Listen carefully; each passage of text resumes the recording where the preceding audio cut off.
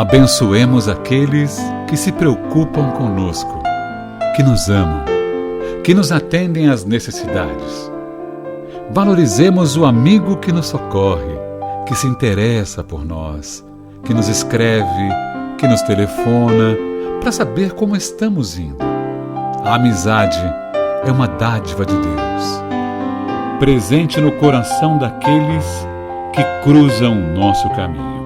Mais tarde, haveremos de sentir falta daqueles que não nos deixam experimentar a dor da solidão.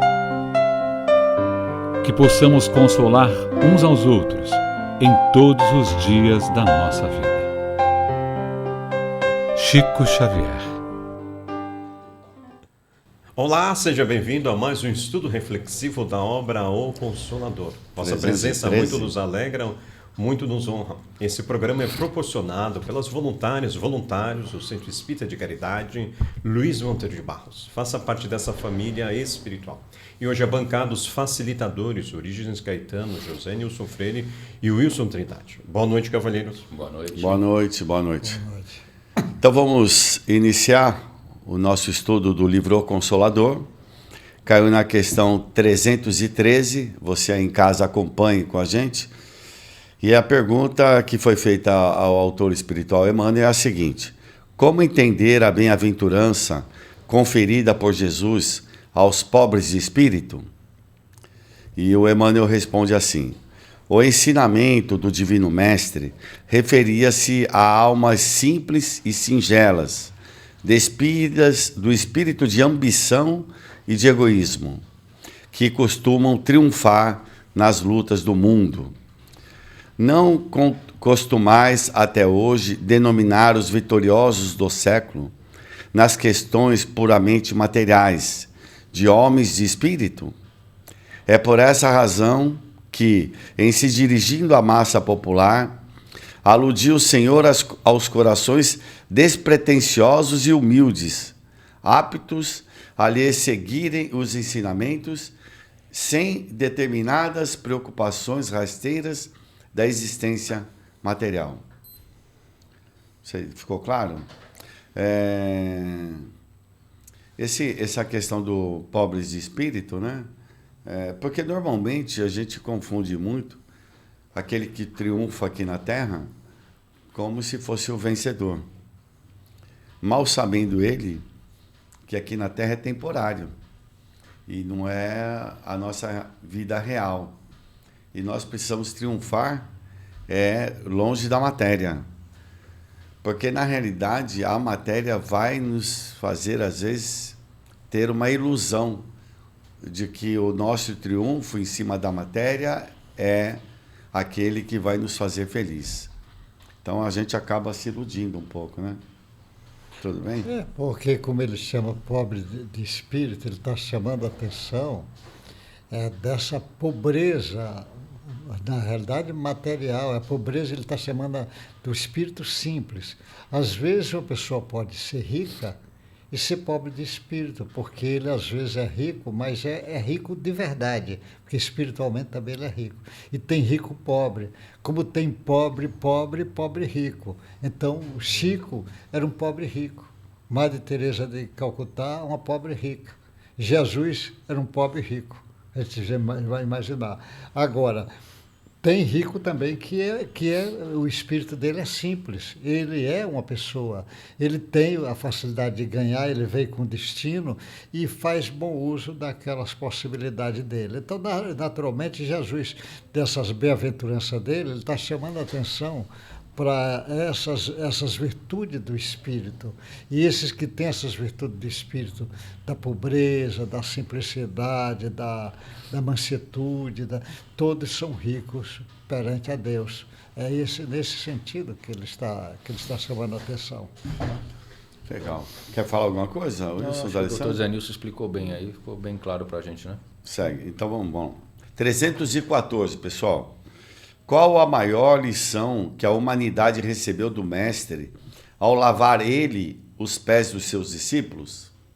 Vamos lá. Aí o Emmanuel responde assim: entregando-se a esse ato, queria o Divino Mestre testemunhar às criaturas humanas a suprema lição da humildade, demonstrando, ainda uma vez, que na coletividade cristã, o maior para Deus seria sempre aquele que se fizesse o menor de todos.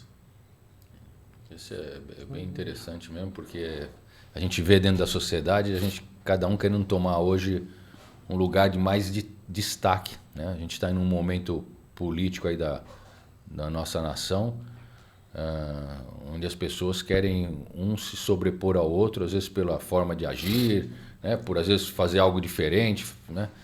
E fica bem claro aí nessa lição de Jesus, ele, apesar de ele ser ali a maior hierarquia que estava ali naquele momento perante aos discípulos, quando ele se ajoelha ali para lavar os pés de Pedro, a gente lembra dessa cena, Pedro nem queria que ele fizesse isso, né? Fala, sai daí, mas que isso, né?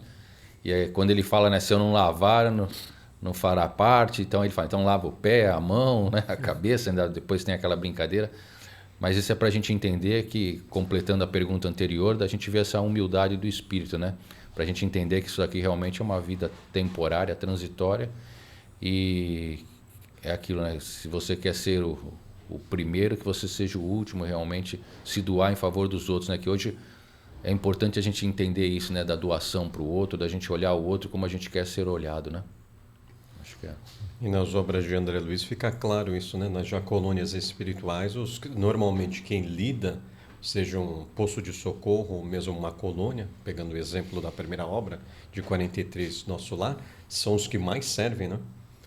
Olha lá o ministro, o governador e a ministra venerando, mas o governador tinha habilidade em várias áreas, até mesmo a questão da alimentação, ele esperando anos que as pessoas se modificassem, e a turma da matemática fazia até contrabando de carne para dentro da colônia, a qual ele teve que, infelizmente, decretar.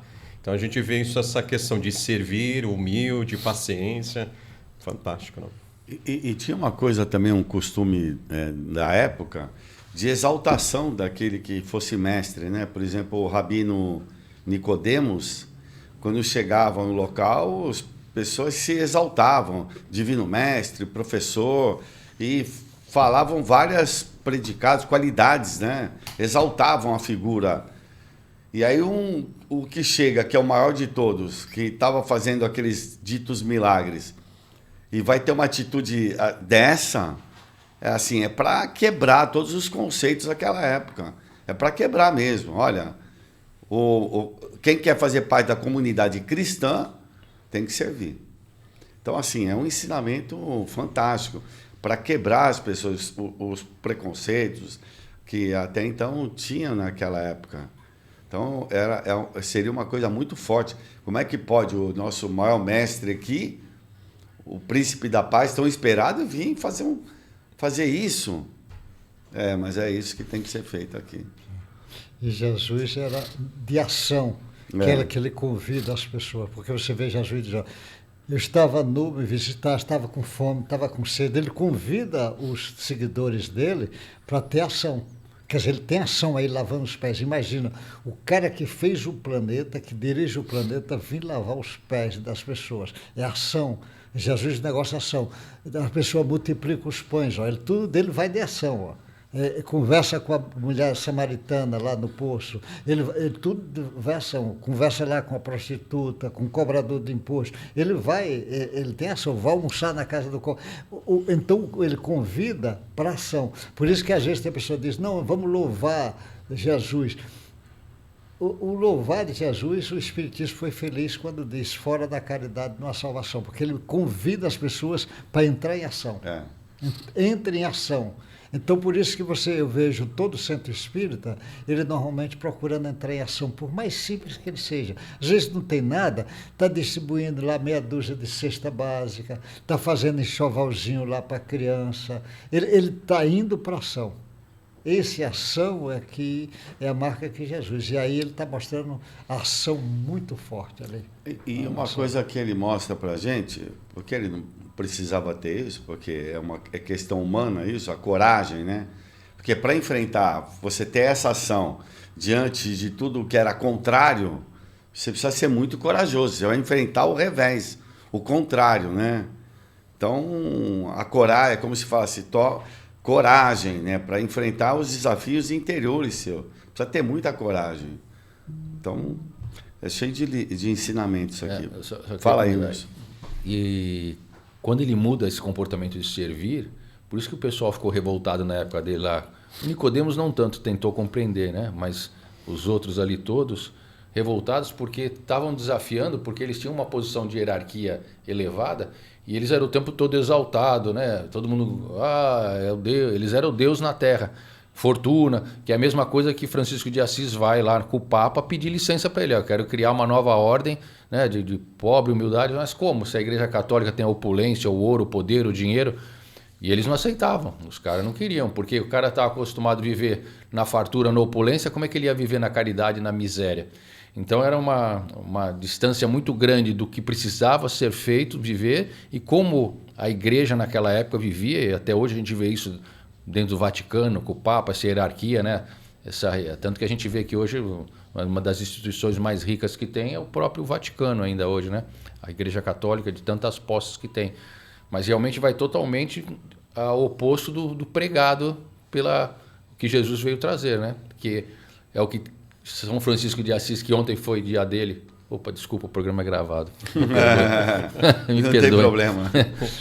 O que é o que Francisco de Assis tentou mostrar para a ordem deles, quando ele se afasta e ele retorna depois de um tempo, já tinham deturpado toda a ordem deles, já estavam vivendo de novo ali na riqueza, nas coisas boas da vida, e é quando ele vê que não tinha sido fixada a ideia que ele veio para transformar, né? E a ação do São Francisco, ele é a cara de ação, que está seguindo Jesus, é ação, ele age. É verdade. Fica... Bacana, né? Você vê quanta coisa pode ser extraída, né? Bom, a 315 fala assim: por que razão Jesus, ao lavar os pés dos discípulos, cingiu-se com uma toalha? Aí já é outra pergunta. É já outra. Tudo bem?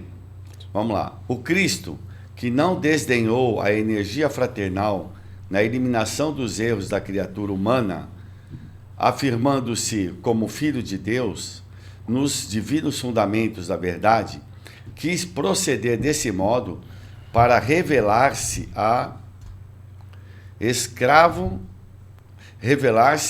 o escravo pelo amor à humanidade, a qual vinha trazer a luz da vida na abnegação e no sacrifício supremo.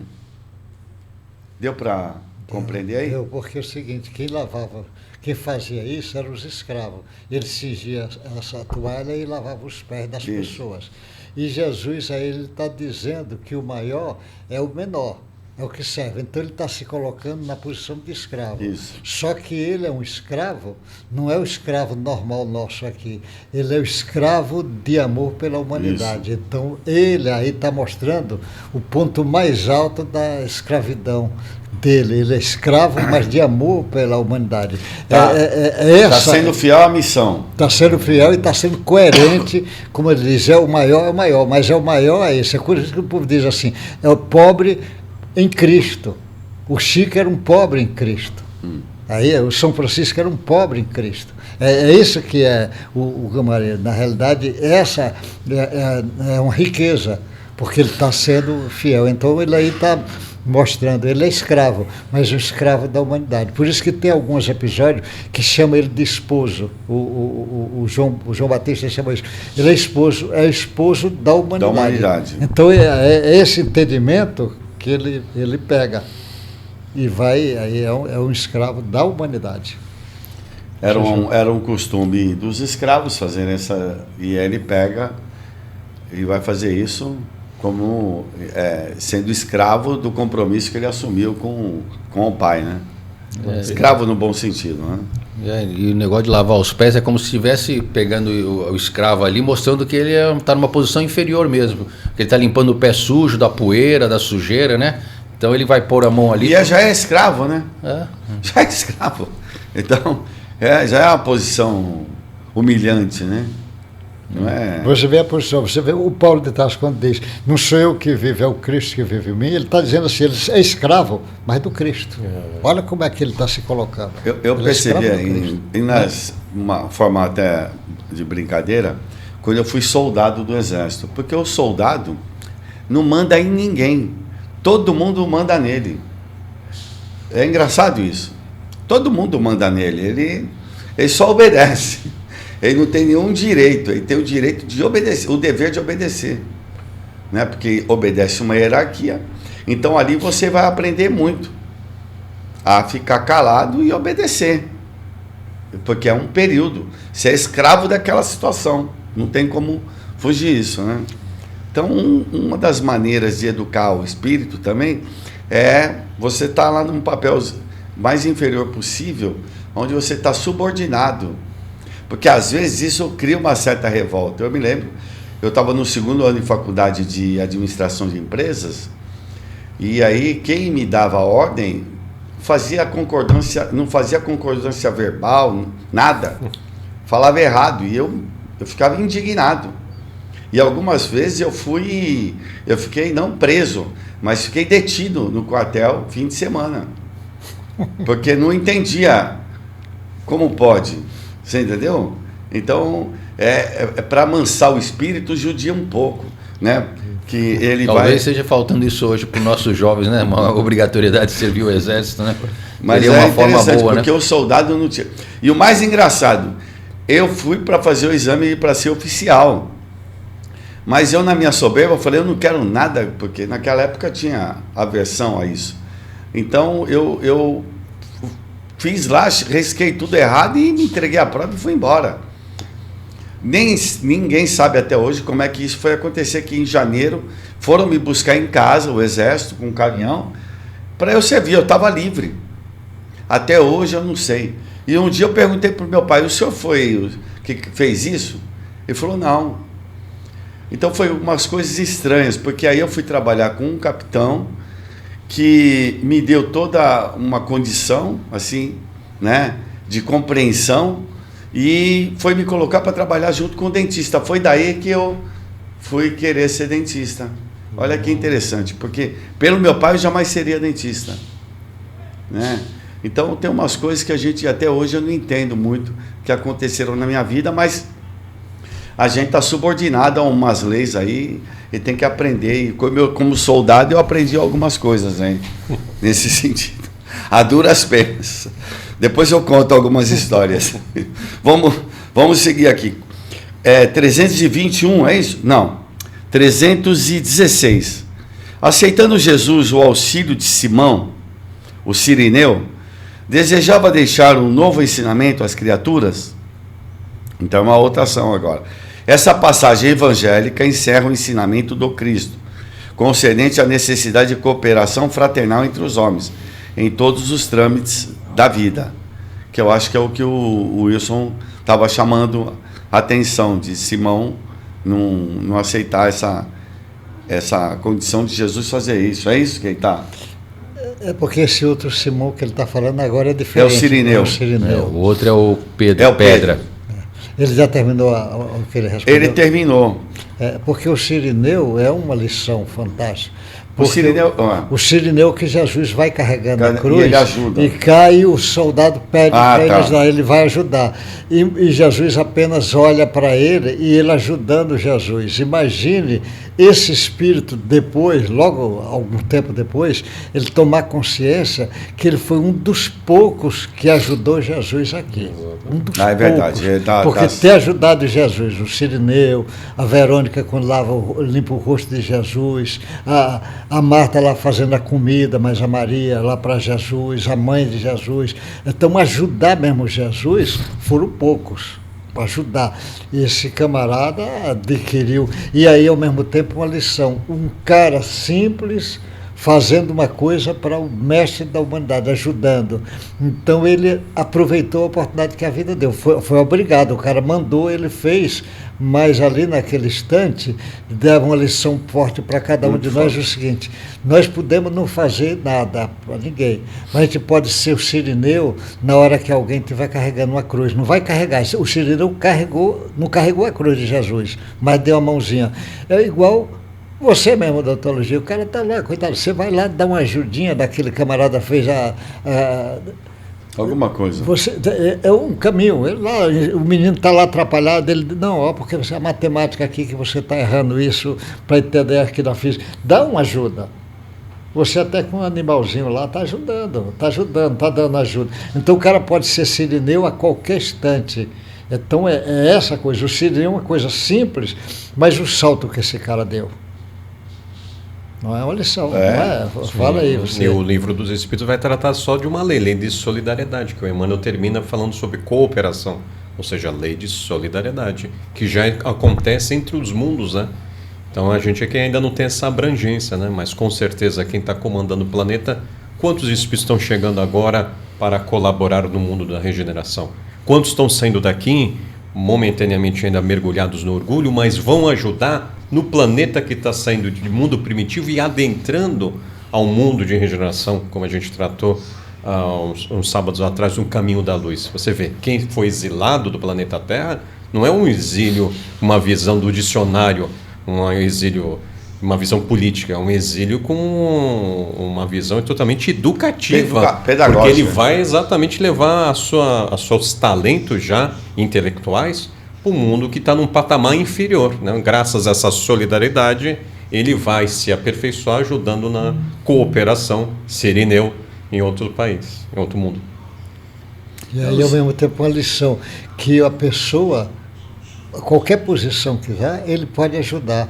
Inclusive ajudar superiores. Você pega, por exemplo, um chefe de Estado, um rei, um presidente, às vezes entra no hospital e aquele enfermeiro simples vai dar um banho nele. Olha que coisa, o cara é rei, o cara vai dar um banho nele.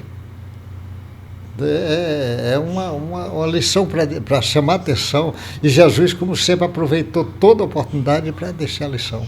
Não tem um ato de Jesus que não é uma lição de grande alcance. Vamos lá. 317. A ressurreição de Lázaro, operada pelo Mestre, tem um sentido oculto como lição à humanidade? O Emmanuel responde: o episódio de Lázaro era um selo divino identificando a passagem do Senhor, mas também foi o símbolo sagrado da ação do Cristo sobre o homem, testemunhando que o seu amor arrancava a humanidade do seu sepulcro de misérias, humanidade a favor da qual tem o Senhor dado sacrifício de suas lágrimas, ressuscitando-a para o sol da vida eterna, nas sagradas lições do seu Evangelho de amor e de redenção. Ele fala para nós no Evangelho de João 10:10, ele fala: eu vim para que todos tenham vida e vida em abundância. Ele fala, né, quem crê em mim, mesmo que morra, viverá, né? Ele fala. É uma passagem assim bem que levanta muita polêmica, né? Porque até hoje você falar ressuscitar uma pessoa que estava morta, né? Era algo realmente um fenômeno muito grande, um milagre muito grande. Apesar que Kardec fala na Gênese para nós que milagre não existe, que o que existe são fatos que a gente desconhece a causa, né? Então, para nós ainda são milagres. Imagina colocar um celular nas mãos de um homem da caverna, né? A gente seria visto como um verdadeiro feiticeiro naquela época. Mas essa ressurreição de Lázaro, ele vem mostrar para nós, ele acho que é de uma forma ali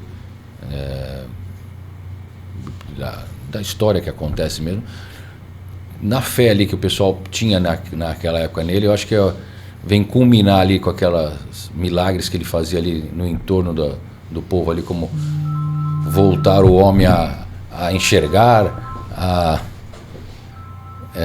o paralítico a andar e o Lázaro a ressuscitar. Eu acho que foi dentro ali dos milagres que ele pôde desenvolver ali enquanto ele estava entre nós, mas para chamar atenção para algo maior. Porque até hoje a gente é chamado a atenção quando a gente quer ver um milagre. A gente não faz os esforços para a mudança, mas na verdade ele estava estimulando todos a perceber que precisava fazer uma mudança de comportamento, de atitudes, e ele chamou a atenção através desses atos que ele fazia no seu dia a dia ali, né? E é interessante que o Emmanuel, de maneira bem poética e ampla, fala, né, assim, a humanidade no sepulcro. O mundo ainda é um mundo com uma visão muito egocêntrica. Mesmo os espiritualistas têm um comportamento, às vezes, materialistas, quando eles amam de Jesus da boca para fora, conforme o próprio Jesus disse no Evangelho de Mateus 15:8. Esse povo me ama com os lábios, seu coração está longe de mim. Então, aí, de maneira muito sábia, já que Emmanuel é um espírito superior, vai dizer, ó, a cada dia nós temos a condição de sair do nosso sepulcro, né, nessa condição, vamos dizer, letárgica, cataléptica, no sentido espiritual da palavra, com algo mais abrangente, o que somos, filhas e filhos da luz. É isso aí. Você vê Bacana, que a lição, porque essa do Lázaro é uma lição tão forte, como disse, tirou do sepulcro, depois de que ele estava ali, que saiu, o Lázaro virou uma pessoa tão importante que ia multidões ver Lázaro para saber se era verdade aquilo. Ele atraía tanta gente, às vezes tanto quanto Jesus, em determinados tempos. Você vê que foi um impacto, foi tão grande que planejaram matar o Lázaro. O Sinédrio planejou matar, para a importância que ele tem. Agora, aí, Lázaro, tudo de Lázaro é uma lição muito forte. Inclusive, nos episódios da ressurreição, que tem 3. Tem do Lázaro, da filha de Jairo e do filho da viúva de Naim. São os 3.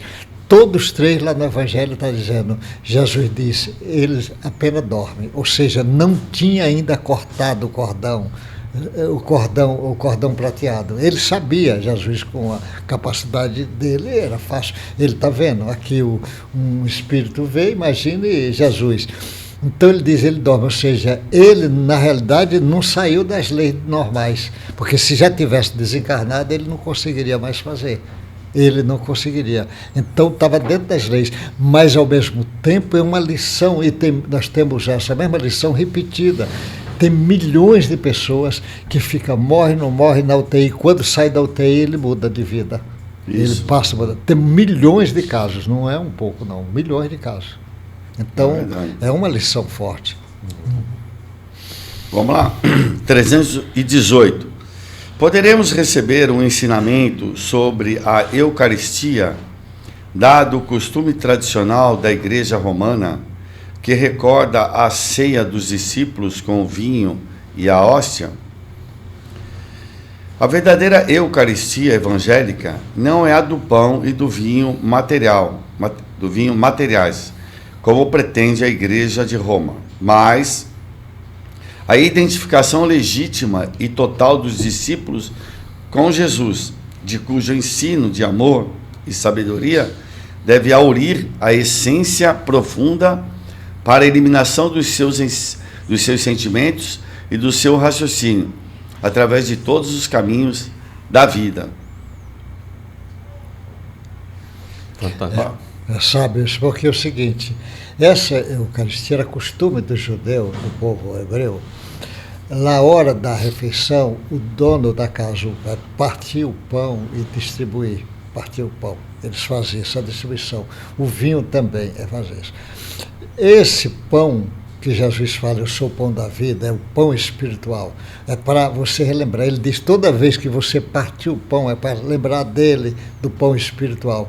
O vinho é para lembrar dele, como se fosse beber o vinho, como se fosse a coisa etérica das pessoas. Então, essa simbologia não é para ser ali na mesa, é para ser o tempo inteiro. Quando a gente vai, por isso que esse costume dos evangelhos de fazer uma prece antes da refeição é uma coisa boa, mas a prece não só agradecimento ao pão físico, mas agradecimento a Jesus, é para lembrar de Jesus que ele é o pão espiritual. Ele vem numa lição, e a igreja usou essa simbologia na missa, que por sinal é uma simbologia poderosíssima, porque ela influencia no mundo todo. E tem pessoas que na ignorância dele acham que está comendo o corpo de Jesus ali, como se tivesse os ossos ali comendo a carne, essa é a minha carne, e ele acha que está ali comendo.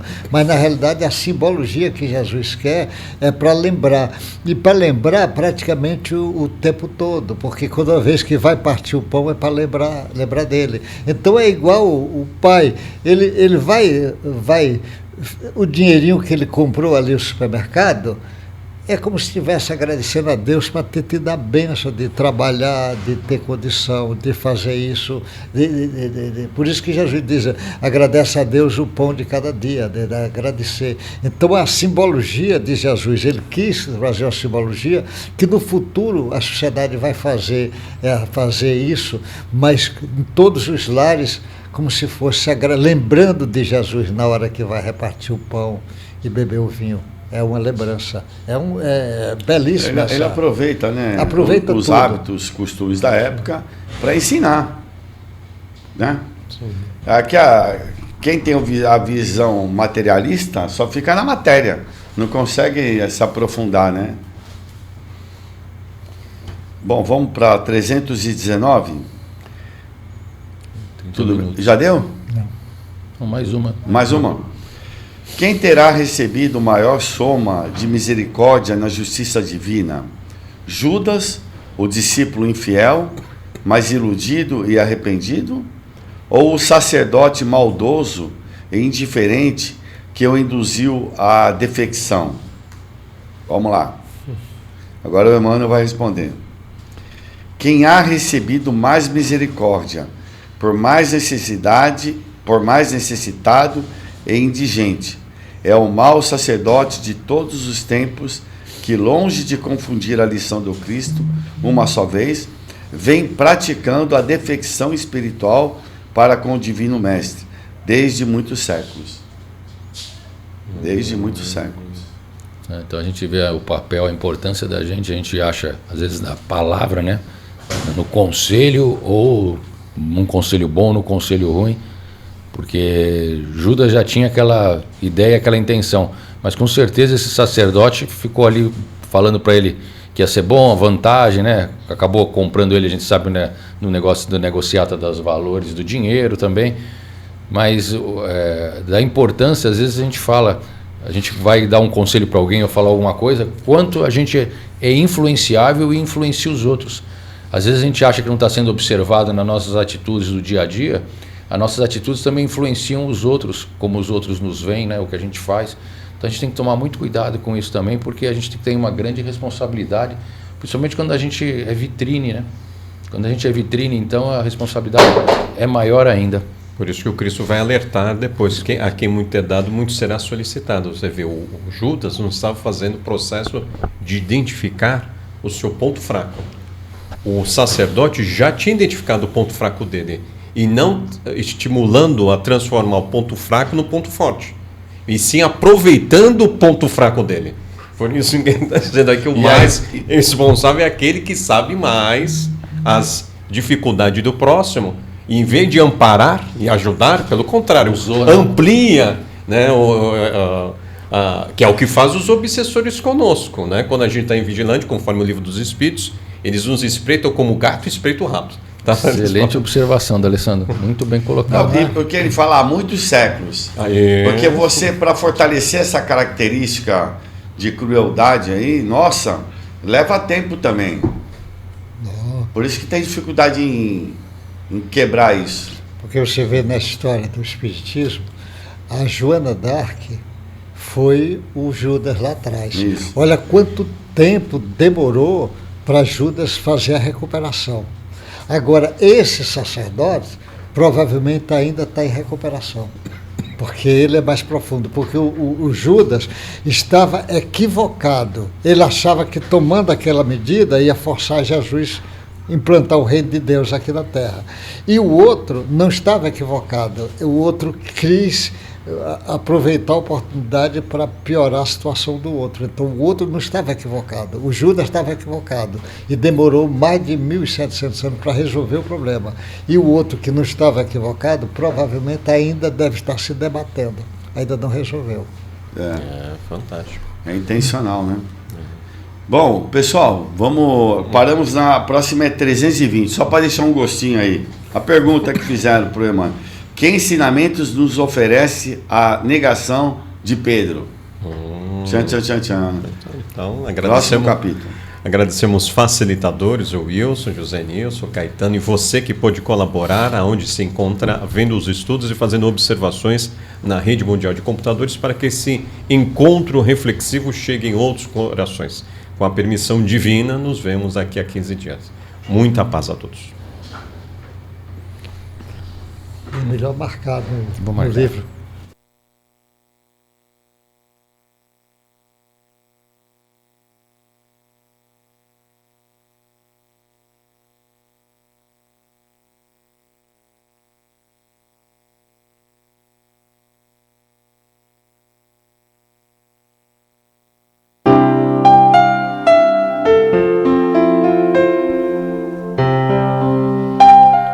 abençoemos aqueles que se preocupam conosco, que nos amam, que nos atendem às necessidades.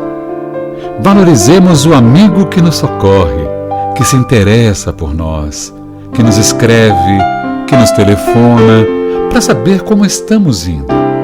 A amizade é uma dádiva de Deus, presente no coração daqueles que cruzam o nosso caminho. Mais tarde, haveremos de sentir falta daqueles que não nos deixam experimentar a dor da solidão. Que possamos consolar uns aos outros em todos os dias da nossa vida. Chico Xavier.